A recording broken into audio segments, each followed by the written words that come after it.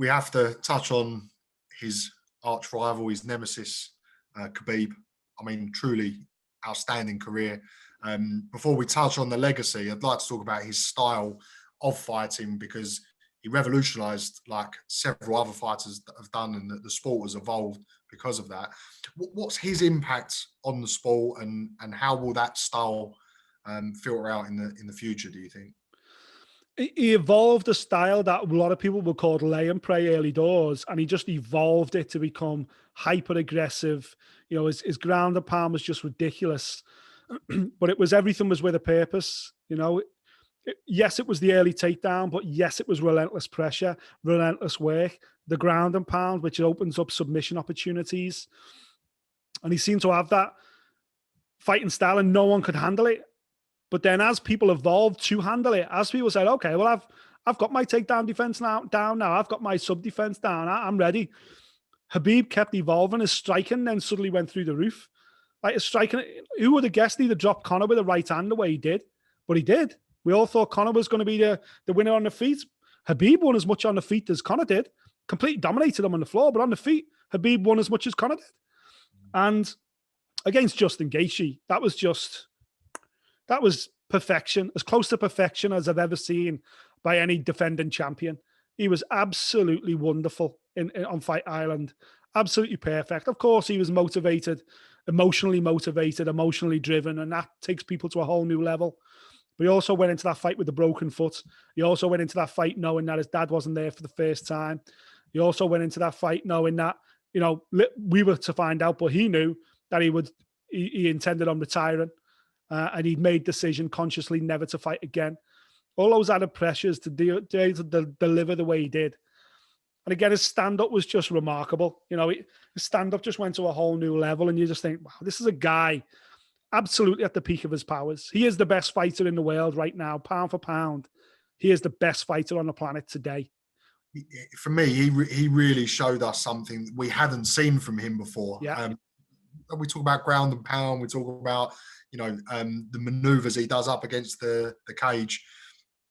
On his feet, I think he cut the space. He set a pace that Justin just couldn't live with in that particular fight. And I think it took everyone, including Justin, by surprise. And I think I've heard so many people say, I've seen so much more of Khabib in the gym. There's so much you haven't seen yet. I think he gave us a glimpse into a whole new world.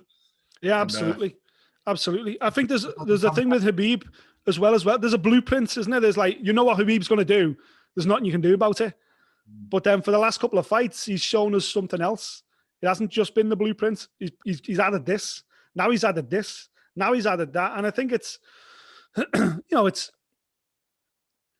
heartbreaking in a lot of ways that he's decided to walk away now. And listen, he may come back. Dana White seems quite confident. His manager, Ali Abdulaziz, had teased this week, I think it was yesterday, that he was 30-0, which alludes to the fact that he might be coming back. And, you know, he's deserved some time off, put it that way. If he wants to have a year or two out, that's fine by me.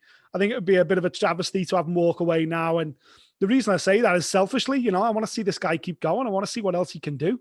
He's also inspired an entire generation of Russians, of Muslims, of, you know, you name it. You know, people of all walks of life have been inspired by Khabib, and he will continue to inspire people. And of course, from a media perspective, we love Conor, and we love Darren Tills, and we love the trash talking, and we love all the fucking craziness that goes with those guys.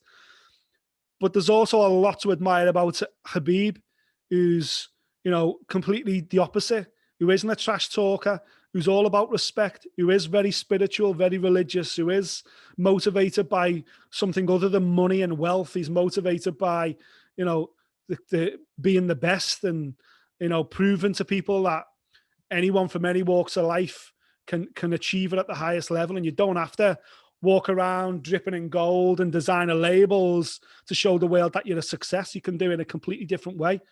So for that reason, you know, he's been absolutely incredibly important for the sport. And, you know, hopefully he does continue. Hopefully he does come back. Hopefully he does fight again, because who knows how far this guy can go. He's 29-0. He's hardly lost a round. He's lost maybe 1 or 2 rounds in his entire career. Never been dropped, and never dropped a shed of blood. Listen, I don't care who you are, and don't care what level you've been fighting at. If you've had 29 fights and you've never been cut and you've never been dropped and you've hardly lost a round, then you're a fucking special fighter. To do it in the UFC, in probably one of the most Shark Tank divisions, it's absolutely incredible. He's in the GOAT debate. He's in the conversation of the greatest of all time. I just think if he cuts his career short now, I think he's denying us potentially a whole new chapter on that, on top of that.